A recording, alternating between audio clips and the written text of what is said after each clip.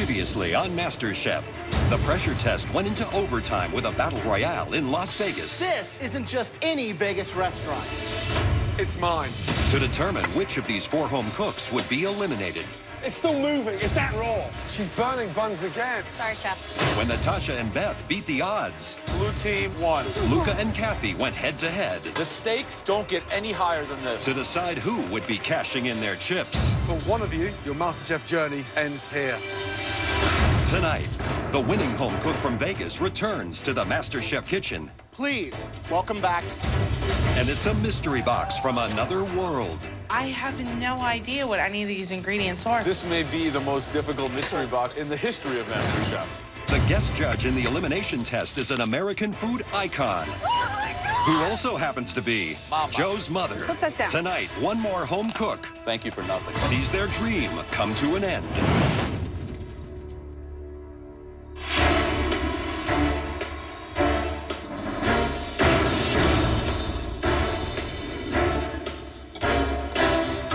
Walking into the MasterChef kitchen today, I'm so relieved to be here. I did not leave my family and my son at home to just go home with nothing.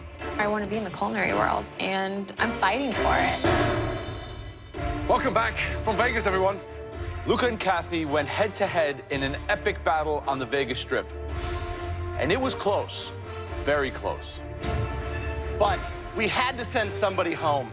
So in a moment, either Luca or Kathy will walk through those doors. Kathy and I, instantly, we were like best buddies, and it's going to be really hard if she leaves. Please, welcome back.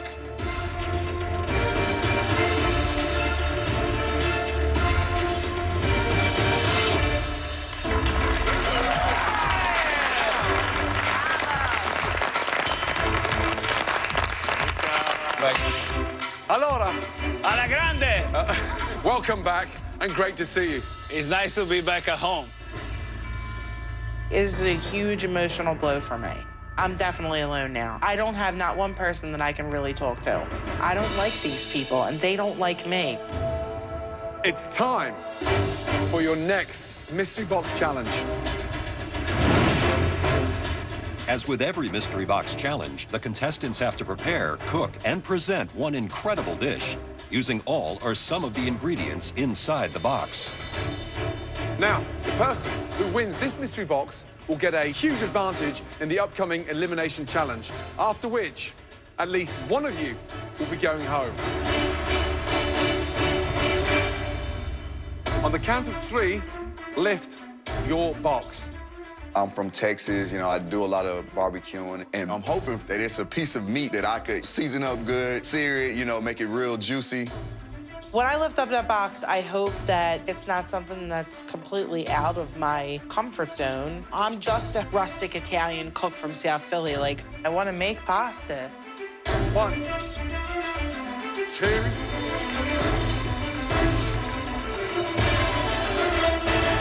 3, lift. Which language is that? Is this Russian? Oh, come on. What is that? What did you give us? You guys all look a bit puzzled. And that's the idea. This is a bounty of ethnic ingredients from Russia, Spain, China, all around the globe. Usually we tell you exactly what you have under your mystery box. Today, however, you'll have to work it out for yourselves. The secret of a great chef is the ability to discover and conquer any available ingredient anywhere in the world, and to have the skill to make it taste delicious.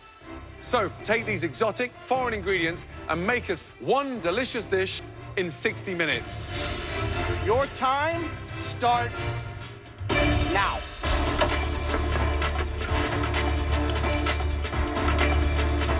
Creepy things? Go over here. My strategy is to open everything, try everything. I think I'm gonna use a lot of the elements here because I want to show off that I'm not scared of these unknown ingredients. Oh, man, they're so bad. Oh, Nope, not happening. So, first one, elk. Kind of like venison, Northern European. Very lean. That's a godsend. Yeah. Some type of steak or something. I'm just trying to get an idea of what it is right now. You gotta pick your protein. I would also take a close look at this mohama, which is Spanish salt-cured tuna. Here we have Okinawa sweet potato. So obviously from Japan. It's a nice purple color inside. It's kind of like a yam. It's super starchy. Very starchy. These are the cod's liver. Very popular in Russian patties. No, that is gross. That is the most disgusting thing I've ever seen in my life. Ugh. You smell that? Ugh. Is this ground moss? The Chinese ground moss, yeah. So it needs to be reconstituted, rehydrated, and it comes out like the texture of a noodle. Wow. What is this? This is Chinese pubic hair. It's like a Halloween costume put in a bag. Put it on right now. Oh, my God. That's hair. That's a legitimate bag of hair. Well, you'd have to be really hungry to eat this. What would you make, Graham? I see a piece of protein right there. I'm going right after that. I'm doing elk, like pan-seared, sliced thin, cube up, roast off some of the Okinawan sweet potato. Seems like the obvious easy route, though, right? Absolutely, but I think if I can perfect that, I'm home free. 25 minutes gone. You've got 35 minutes to go. I've been on such a big stage playing in the NFL. I don't get nervous. When I'm cooking, I'm actually like calm and in my own zone. How you doing, boss? That's some good-looking meat on the grill. Do you know what it is? I have no idea, but I know it's gamey because it don't have a lot of fat in it. So Okay. Did you I taste it? I pounded it out to try to make it thin. That's a good idea. That's smart. Yeah, and I got a puree. I know it tastes kind of like sweet potato, so I put a little cinnamon in there, a little cream. Good luck. Good luck. Thank you. Right, Jordan, Hey, Chef. what are you making? I'm gonna do kind of a stacked salad because all these flavors, there's some great bitter notes, there's some great sweet notes. I'm gonna mix in baby eels, I'm assuming. So you're quite comfortable. Yeah, I'm feeling all right. You've got 20 minutes to go. Alrighty, Good luck. thanks, Chef. Jimmy, what are you making? I'm trying to do maybe like a surf and turf type thing. What is that? It's some type of steak. It tastes delicious. I cooked it real quick. What's in the pan? What do you got going on? This is like some type of clams. This is like little baby eels or something. Okay. And I'm just see if I can make like a salad with this, and I'm hoping that the flavors come together. Good luck. Right, Lynn, so what have you gone for? I'm gonna do kind of a taro root puree. A little sweet to a little bit of acidity for my tartare. Tartare. Yes. So how are you going to spice that tartare up? A little bit of lemon zest, some herbs, just kind of Lemon liven zest. it up, make sure it's bright. So I think lemon zest is the best way to go. Good luck. Thank you, Chef. So based on everything we've seen, who's your money on? Jordan is in his comfort zone, totally unfazed, can identify 95% of all those ingredients. Benny's been able to identify most of the resources and use that knowledge to construct a plate that I think will put him on top. I'm going straight for Eddie. I mean, he knows the meat. He's got it cooked. I think that that's going to be a yummy dish. 10, 9, 8, 7, 6, 5, 4, 3, 2, 1, and stop. Hands in the air. Five, 4, 3, 2, 1, and stop. Hands in the air. Well done. Wow. Throughout the Mystery Box Challenge, the judges taste elements of all the home cook's dishes as they come together. They now take one last look to choose the top 3 standouts, and the winner of this challenge will receive a major advantage in the next round. I look at my dish and it looks awesome. It's probably the best looking dish I've plated so far. This is me on a plate, and this is what I do. Great job. There were 3 stunning, outstanding dishes that were beautifully conceptualized. The first dish we want to bring forward, all the components were well seasoned, beautifully put together, and just the overall balance, absolutely spot on. That dish belongs to...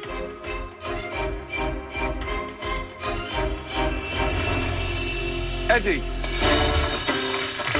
Let's go. Finally, like, I'm in the top 3. I've been working hard, you know, and putting out good dishes. It's paid off, and, you know, I'm happy. Wow. That's a scapegoat. That's easy to do. Everybody can cook a piece of meat. First of all, what do you think your dish is? I'm not sure about the meat. I know it's very gamey. Well, let me tell you first what's on the plate, shall I? Please do. The puree is a purple Japanese sweet potato. And the protein elk flank. Okay. Now, how did you cook the elk?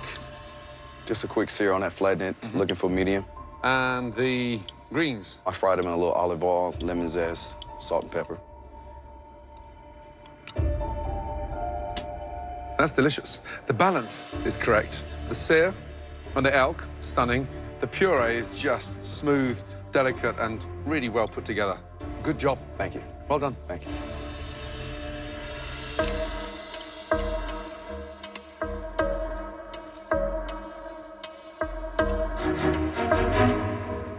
The smartest thing in that was that lemon. Exactly. I mean, to cut through, there's cinnamon, there's some acidity, so it's not just heavy puree. Exactly. It lightens it up. The greens are delicious. Great strategic choices, and pulled it off. Thank Good you job. very much. Thank you.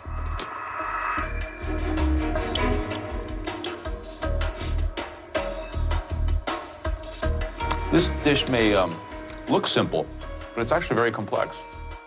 Good job. Thank you very much. The second dish that we would like to examine further, it was extremely creative and beautifully presented. Step forward. Jordan. All right, beautiful. So, you tell me what the dish is. It's a cold salad with like a black vermicelli base of noodles with sea grapes in it for the saltiness. And then there's, I'm guessing, maybe like a tuna jerky, some greens of sort, maybe a bok choy cousin or something. How about on top here? Crisped up some worms of sort. So, they're baby eels. Oh, all right. What do you think this was, the bottom? Some sort of black vermicelli noodles. Actually, a Chinese black moss.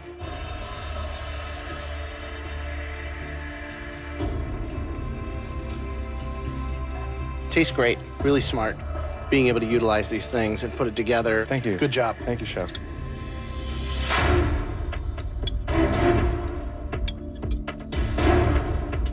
It's smart. You've got the balance right, the seasoning.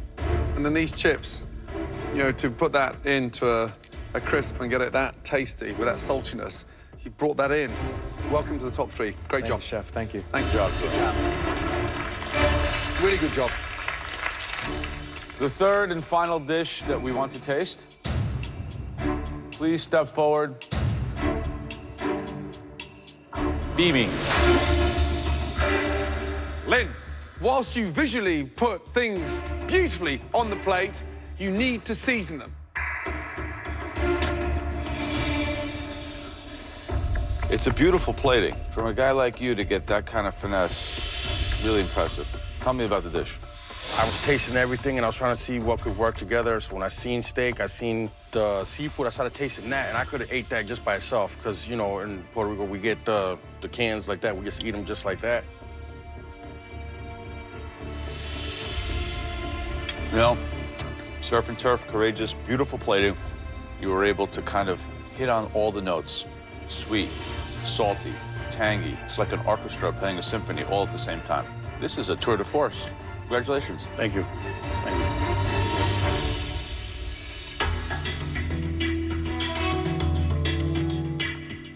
you. Delicious.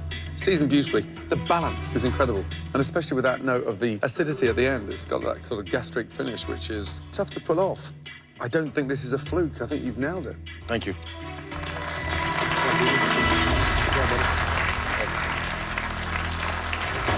Gentlemen, 3 stunning dishes. There can only be one winner. The person that cooked the best dish tonight will gain a huge advantage, unlike any other advantage we've given out in the history of this competition. Congratulations.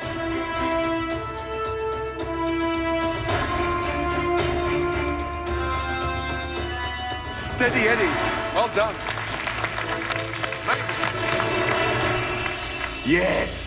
Now I get a chance to pick and choose the next move in the competition. Eddie, you ready? Yes, sir. Let's go. Well done. Go. Incredible. Delicious.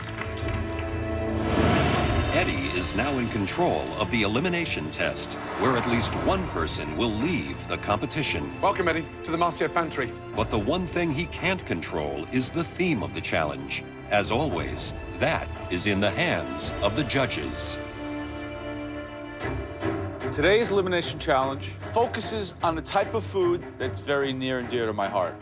Pasta with a filling.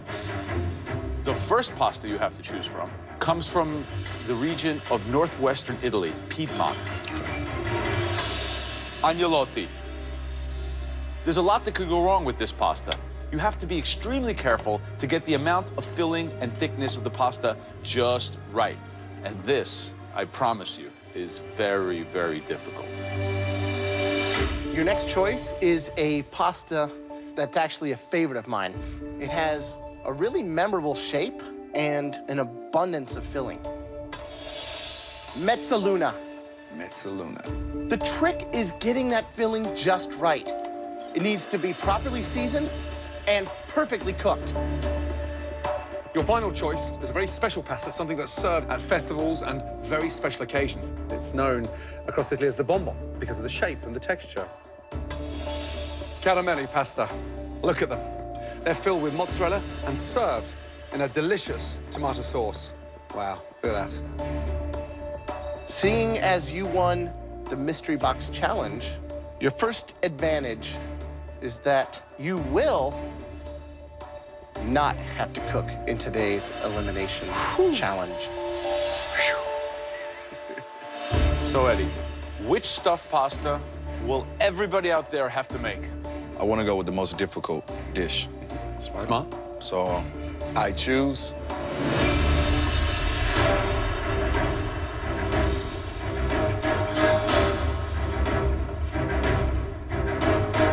Because Eddie won this Mystery Box Challenge, he is safe from elimination.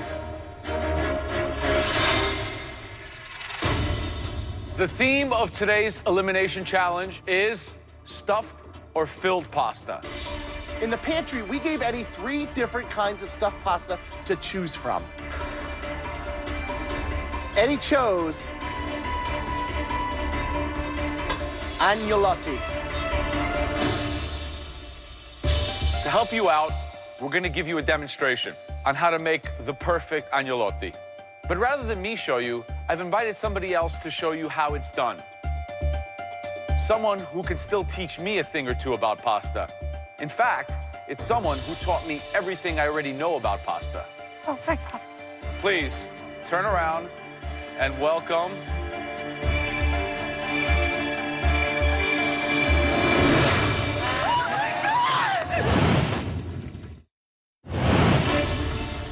To help you out, we're gonna give you a demonstration on how to make the perfect agnolotti.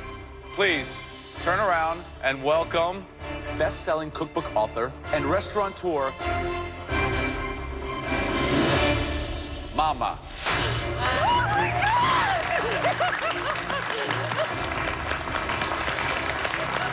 It's Lydia Bastianich, like my culinary idol. Like, I worship her. I've been wanting to learn how to make agnolotti for years now, and to be taught by her, that's gonna be awesome. You look amazing. Thank you, thank you, thank you. I have 3 sons here today. We're so excited to have you. Everybody, this is Lydia Bastianich, one of the world's foremost experts on Italian food. Please, Thank you. put these on. All right, take a look. Ah, very nice. Ah, There's just one more very tiny twist. Eddie, you now have a 3rd advantage. You will now get to decide which 2 of your fellow competitors will not get to witness Lydia's demonstration. No way. I'll kill you where you stand, Eddie. I immediately started thinking strategy, try to think of everybody's weaknesses and their strengths. And I know that it has to be someone that is great competition and someone that I know would definitely struggle if they don't witness this. First person. I don't think they have a lot of pasta experience, but they are an extremely good cook. So first person I would have to pick would be James. James. Son of a bitch, Eddie. He views me as a serious threat, and he should. I'm not mad at him. He's playing the game, and he's playing the game smart. Wow. For my second choice, being around this person, I noticed that they ask a lot of questions and they learn a lot of things by asking a lot of questions. So I'm gonna have to say Lynn. Lynn. Oh. I am so screwed at this point. I've never made agnolotti, so if I don't get to learn now, it's not gonna happen. James and Lynn, please, both of you, leave the kitchen and wait until this demonstration is over. As for the rest of you, make your way down. How excited are you? I'm like shaking. Let's do it. All right, guys. So, where do we begin? We're gonna make just simple egg pasta. This is about a pound of flour. You make a well here. There's 4 whole eggs and 5 egg yolks. Put it in here, a little bit at a time. So the ratio of liquid is very important. You want the pasta to be smooth and buttery and soft. You continue the kneading. So we do it by hand because that's the best way to do it. So from here, we let it rest, 20 minutes. I'm gonna kill Eddie. One chance to like actually see that in your life, and it is taken from you. It's man. If I survive this, he is target #1 from here on out. So we start with the hand cranker on the lowest setting. You want to get it to this kind of consistency. It should be translucent, it has the right feel. The agnolotti filling is a very simple filling of leftovers. Beef, salami, roasted chicken, veal, any kind of meat you have leftovers. You're making the filling, the texture is important. You can do a hand meat grinder. You don't want to put it in the food process because you don't want it to be pâté or pasty. You begin one way, then you go the other way.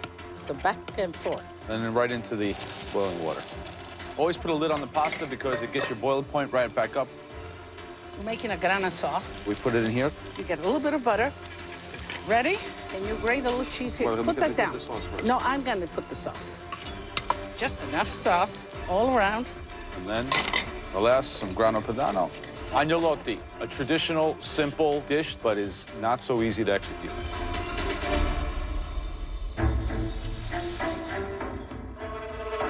Okay, James, Lynn, please, back to your stations. Thank you. You have 60 minutes to make us some delicious agnolotti that will make my mother proud. Your 60 minutes starts now. All right. Me and Lynn are both in that same boat as we're gonna make agnolotti, and we have no idea what it looks like traditionally. I want to put myself in this dish. I didn't grow up in Italy. Like, I grew up in San Diego, where we eat enchiladas and California burritos. I want to use what she taught us at the demo. I don't want to copy it, so I'm thinking of the ingredients that I use at home. Bell peppers and jalapenos, and I want to put my own twist on the pasta dish that Joe's mom showed us how to make today. Let's go, guys.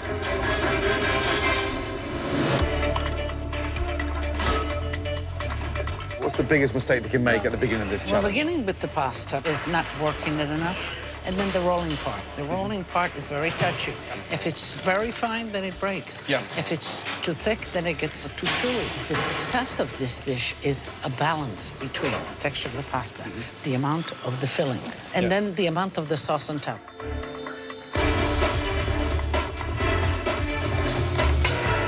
I loved watching the demo.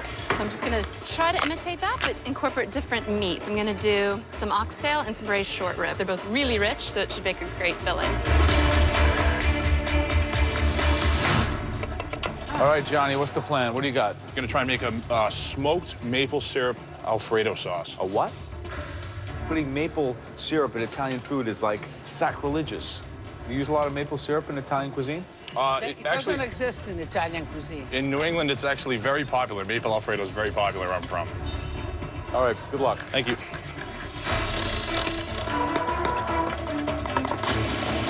Lynn, what's the filling? Fillings are charred, leek, and short rib. 90% of the fillings inside an agnolotti are grind. When you blend and blitz, it goes pasty, sort of like baby food, and you destroy the textures.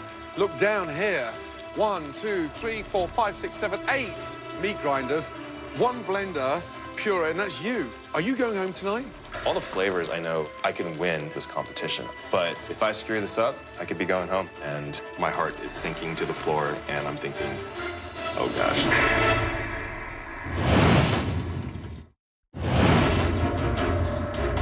Lynn, are you going home tonight? No, I'm not. Because you seem upside down right now. It looks like Lynn is struggling pretty bad. To be able to knock him out right now would be a big advantage for me. So I'm pretty happy right now with my decision.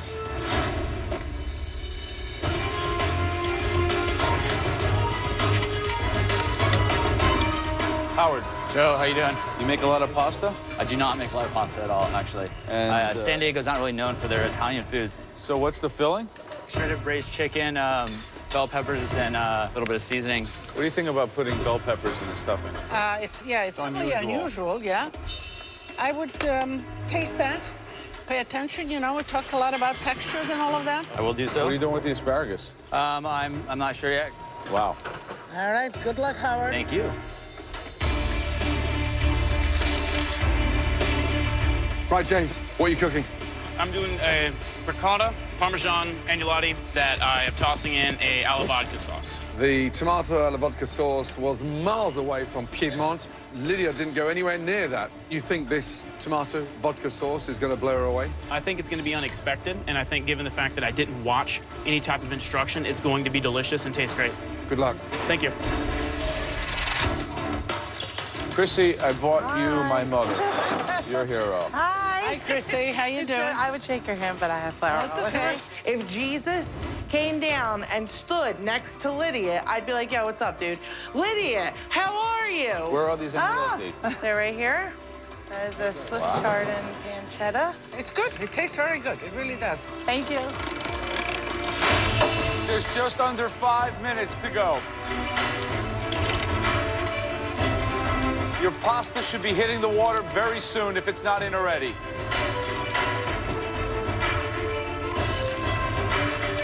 Chrissy's looking very competent. James is looking very composed. Howard's looking very shaky. And Lynn is looking out of his depth. I think that Eddie might have dealt Lynn an ace that will take him out of the competition. Water's not boiling. Why hasn't Beth got a lid on top of her pasta to bring the water up to boil?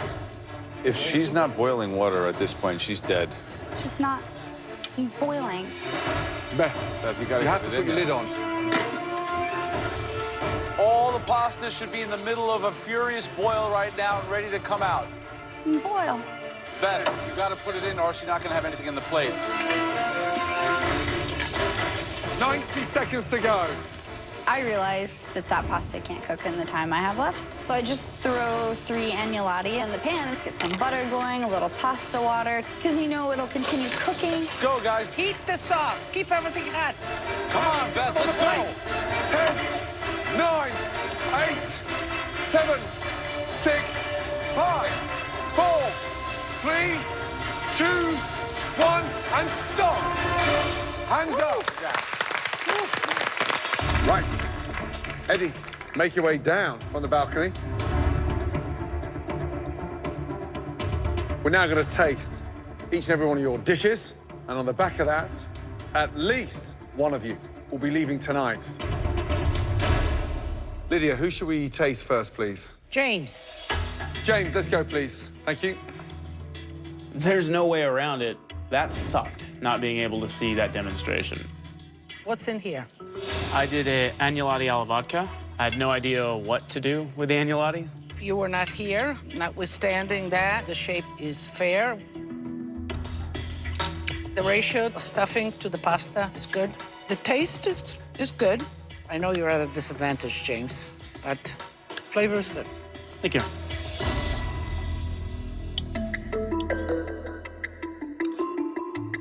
I think it's a good dish. I like the flavor of the sauce.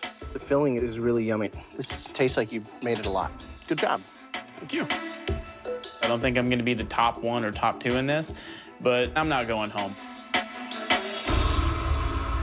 Who would you like up next? Lynn. I look at my dish, and I think this could be it. This could be your ticket home. Right. I mean, first of all, you're up against it. A, you didn't see the demo, and B, you're using a blender to puree the mix. I saw that pureed cat food in that mixer, and it was like, first thing I looked at was Eddie on the balcony thinking, smart move, because you were at your depth. What's in there? It's a short rib and ricotta filling, and the sauce is a charred leek brown butter with a little bit of the braise.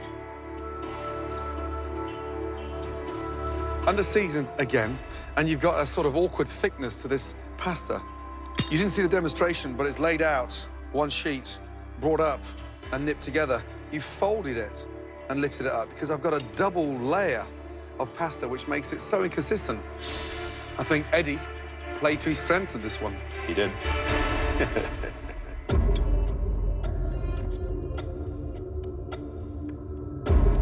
So you consider yourself a front runner in this competition? Not after this, no.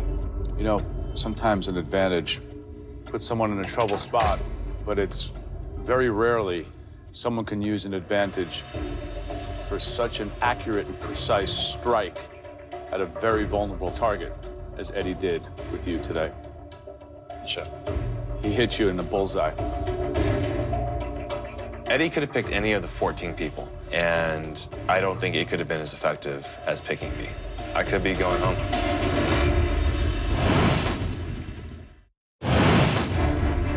The judges are continuing to taste the dishes prepared by the home cooks in the stuffed pasta elimination test. Very rarely someone can use an advantage for such an accurate and precise strike. Eddie hit you in the bullseye. Lydia, whose dish would you like to taste next? Johnny. I know they're gonna give me a hard time for using maple syrup in Italian food, but I think they're gonna like it. It's a butternut squash and ricotta agnolotti with a smoked maple Alfredo sauce. So the butternut squash has its sweetness with ricotta, and then the sauce is with the maple. And Alfredo, it's a bechamel with Gran Padano cheese. Maple syrup is not Italian at all. We don't have it in Italy. We don't make it. I'm going to taste and see how they work together. In my mind, they don't work together.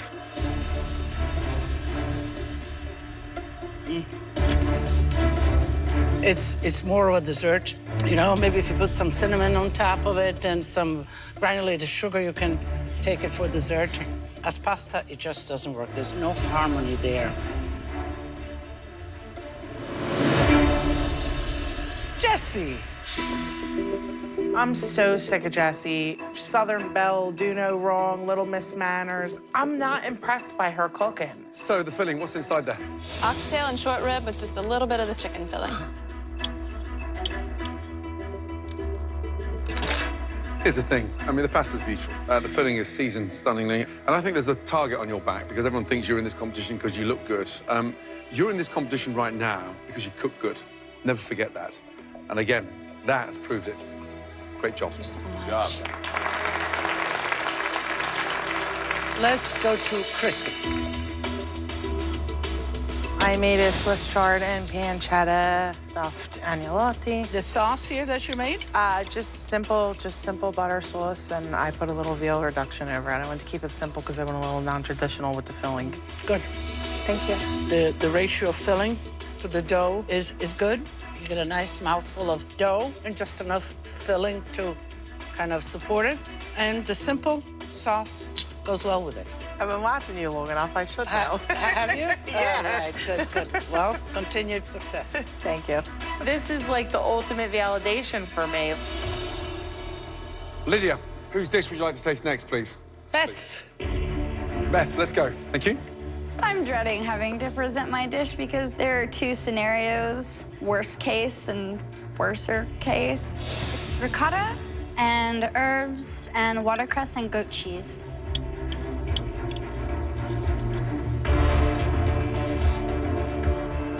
I like the idea of the herb filling, and then, of course, the actual pasta being undercooked. That was sad to watch.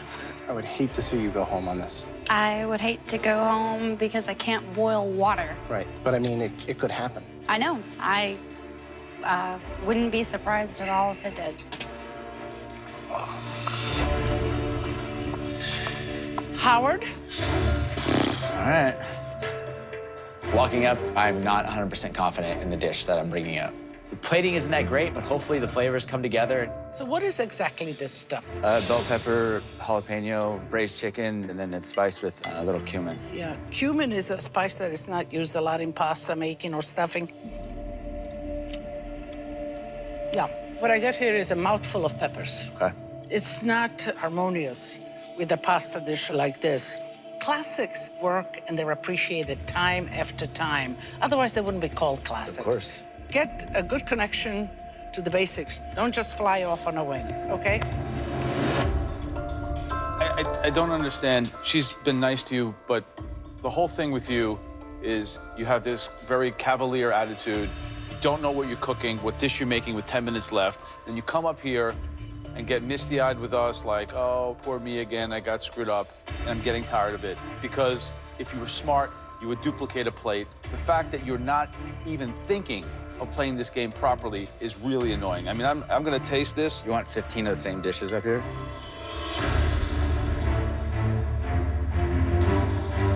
If you're here putting your spin on everything you make because you want to show us how cutesy and intelligent and crafty you are, well, that's going to get you a one-way ticket back to wherever you came from. And then you could show your friends and the 6 people who told you were good how cutesy and smart you are when you're home cooking at dinner parties, while the rest of this group goes on and competes to become the next MasterChef. So, I want pasta cooked properly because you know what? The only thing worse than a cook who can't boil is a narcissist in full denial. Thank you for nothing.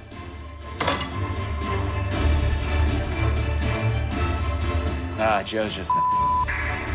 This is a competition about flair, about finesse, about creativity, not about copying someone else's so you can win $250,000.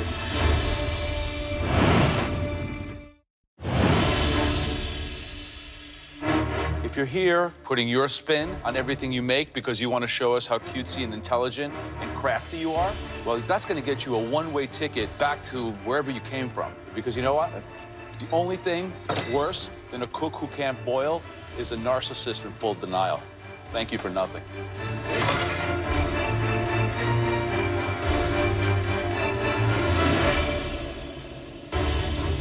Tonight, there are 2 standout agnolotti dishes that really impressed Lydia. The first dish, we actually expected perfection from that person, and they delivered. It had a perfect ratio of filling to dough, worked beautifully, seasoned perfectly. This person is becoming a front runner. Congratulations. Chrissy. Well done. Thank you.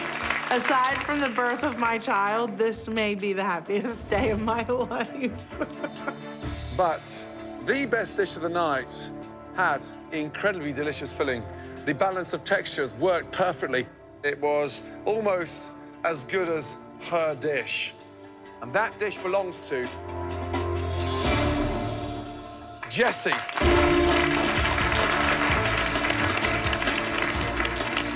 Chrissy and Jessie, you are now team captains in the up-and-coming challenge. I've been team captain twice. I've never been defeated as a team captain. This is awesome. What a great advantage. I'm a force to be reckoned with. So now the bad news. Usually, we only bring 3 people down. Today, there are 4 people that really disappointed me and my fellow judges. Please come down. Johnny. Lynn. Howard. And Beth.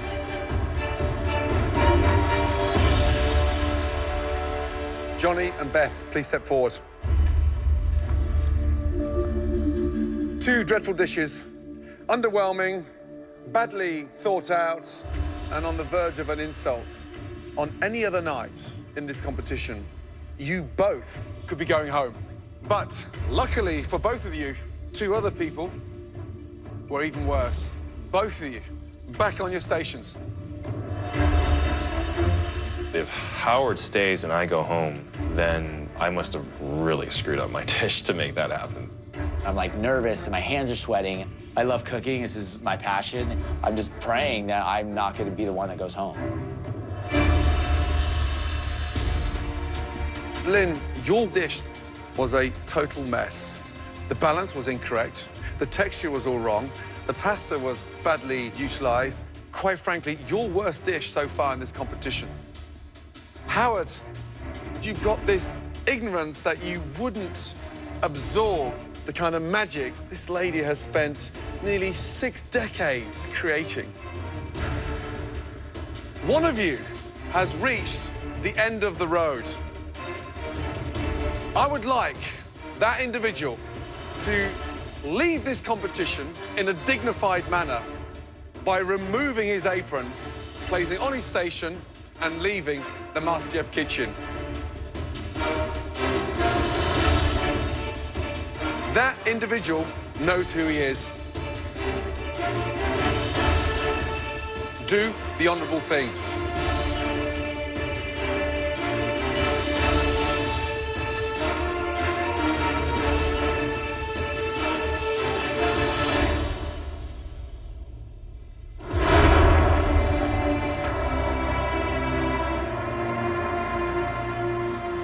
Lynn's one of the top guys here. He's a better cook than I am, and he shows it with his plates.